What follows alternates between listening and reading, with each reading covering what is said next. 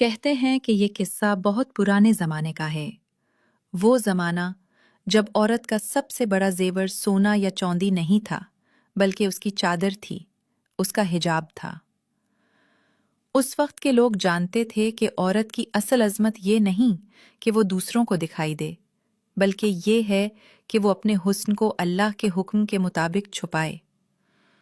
عورتیں جب گھر سے باہر نکلتی تھیں تو چادر اوڑھتیں، اور لوگ ان کے حجاب کو دیکھ کر کہتے، یہ ہے باحیا بیٹی، یہ ہے وہ عورت جو اللہ کے حکم کی پاسداری کرتی ہے۔ انہی دنوں کی ایک کہانی ہے۔ ایک پرانا سا مکان تھا، مٹی کے صحن والا، جس کے کونے میں نیم کا درخت سایہ پھیلائے کھڑا تھا۔ اس مکان کے اندر ایک کمرہ تھا جو نور اور سکون سے بھرا رہتا۔ اس کمرے میں ایک بزرگ عورت رہتی تھی۔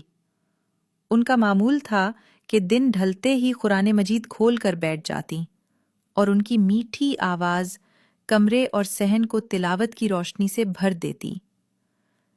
صحن میں ایک ننھی سی بچی اپنی گڑیا کے ساتھ کھیل رہی تھی۔